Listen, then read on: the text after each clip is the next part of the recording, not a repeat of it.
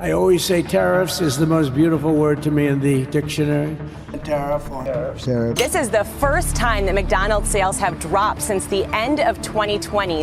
McDonald's is struggling. The brand is reporting a drop in sales worldwide. Imagine walking through a Canadian mall or downtown street and noticing that some of the biggest American food chains you grew up hearing about have quietly vanished no more.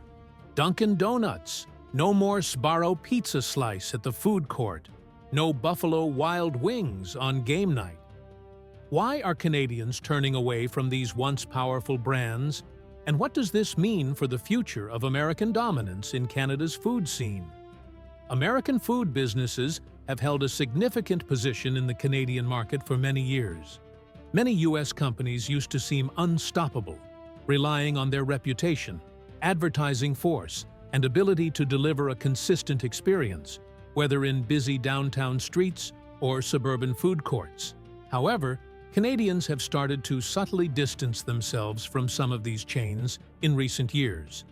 The causes are multifaceted and include shifting consumer tastes, economic pressures, increased nationalism in food choices, and annoyance over foreign ownership. When combined, these elements are changing the competitive environment and casting doubt on whether American fast food's hegemony in Canada is permanently waning. Canadians are being urged to reconsider their allegiance to American food companies by 5 primary factors. First, rising trade tensions between Washington and Ottawa have influenced consumer culture by pushing people to buy Canadian when they shop and eat. Second, there is a sense of failure because a number of American chains that had great expectations in Canada have already closed. Third, a broader pushback against businesses that feel less Canadian has been triggered by brand identification concerns, particularly the scandal surrounding Tim Hortons' foreign ownership. Fourth, people's eating habits are changing due to cost and inflation, making them wary of eating out. Last but not least, chains that are owned or operated in Canada have taken the initiative and provided substitutes that seem more in line with both consumer expectations and national identity. The story starts with politics. Trade disagreements between the United States and Canada over the past few years have touched more than just steel, dairy, or timber. They have also affected what Canadians eat. To promote patriotic shopping, grocery companies like Sobeys and Metro have subtly started lowering U.S. imports and replacing them with stickers of maple leaves. A swift, broad-based rejection of American food imports is how some have characterized this phenomena. Canadian social media users report seeing more locally sourced products on store shelves in favor of American ones. Avoiding American brands, even if it means paying a bit more, is a topic of much discussion on online forums. Dining habits have been influenced by this consumer movement.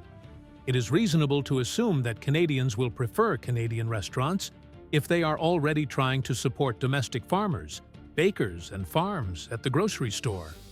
As a result, American restaurant chains are no longer automatically accepted in this setting. Rather, they are evaluated more critically, taking into account national and cultural connotations in addition to personal preference.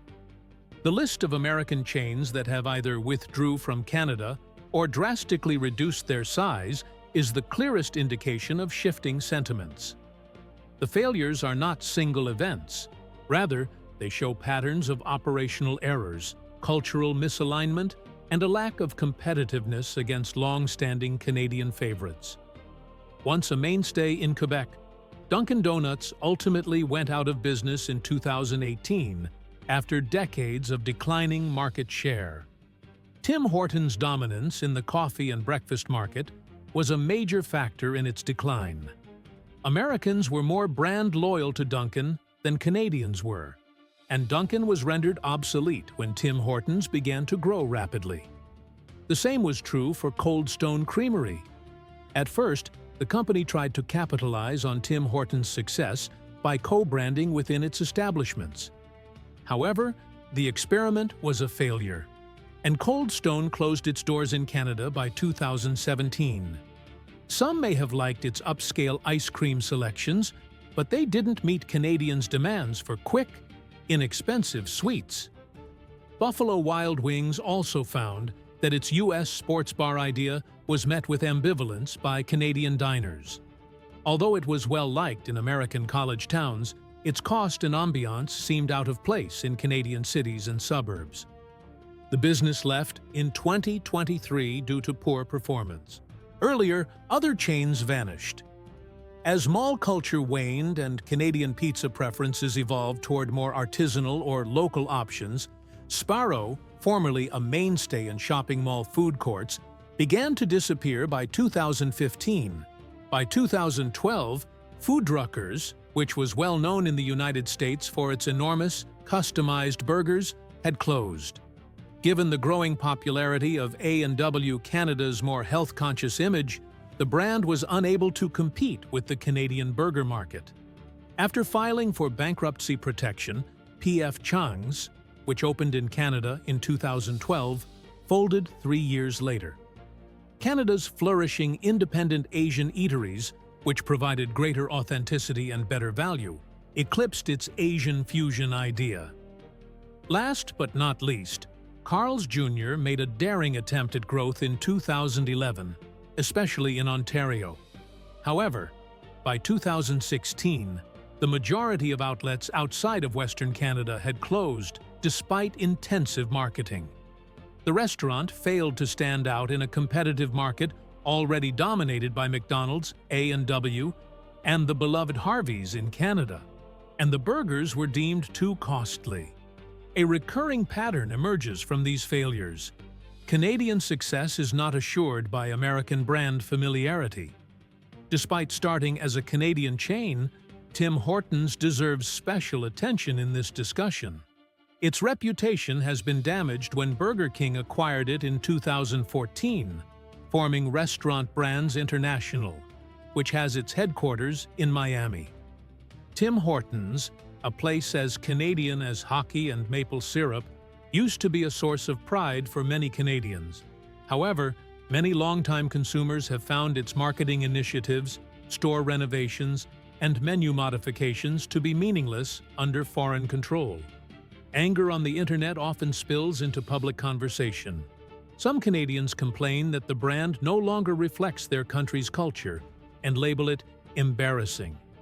Even advertisements that refer to the business as proudly Canadian are viewed with suspicion. Because it shows how sensitive Canadians have grown to questions of authenticity in food culture, this pushback is noteworthy.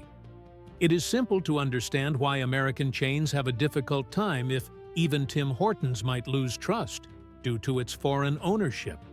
These cultural changes are occurring at the same time that Canadians are eating out less, which is an economic reality. According to a 2025 industry poll, over half of Canadian restaurants were barely making ends meet. Households have been compelled to reconsider their discretionary spending due to inflation and rising living expenses.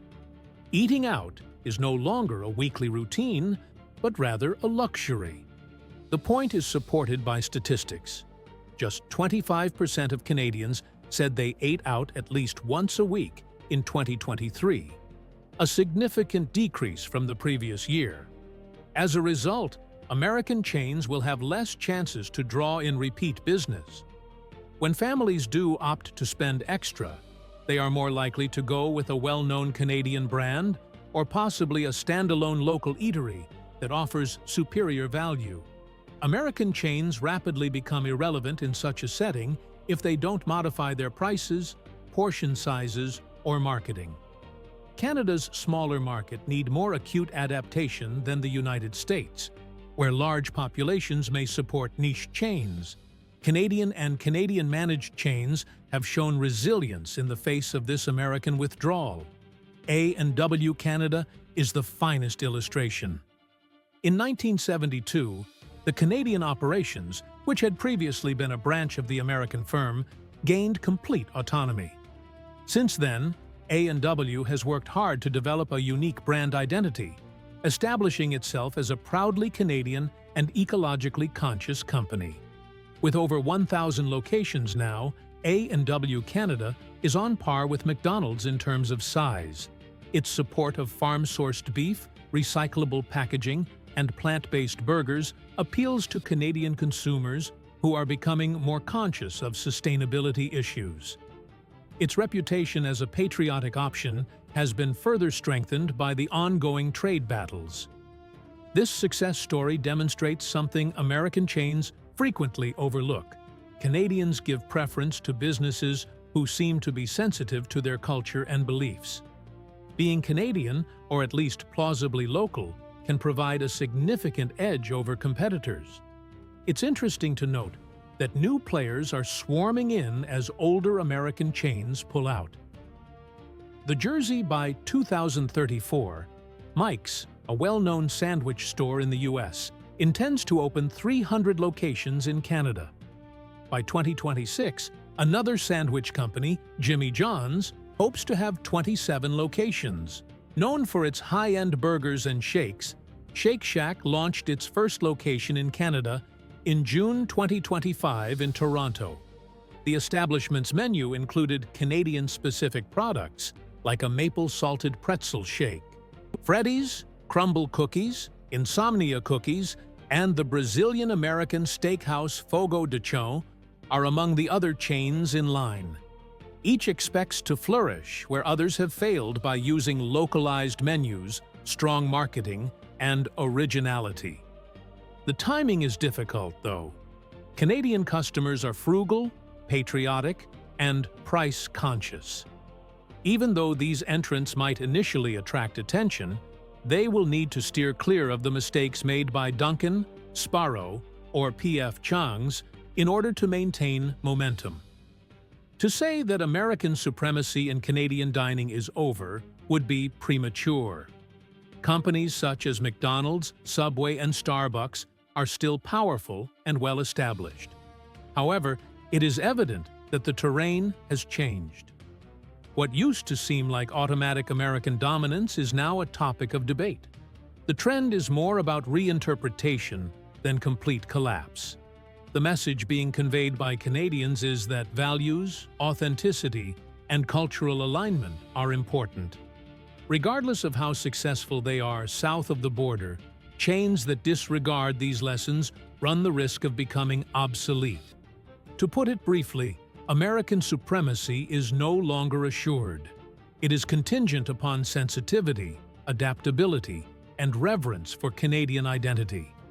Don't miss out on more deep dives into food, culture, and business trends. Hit that subscribe button and turn on notifications so you never miss the next story.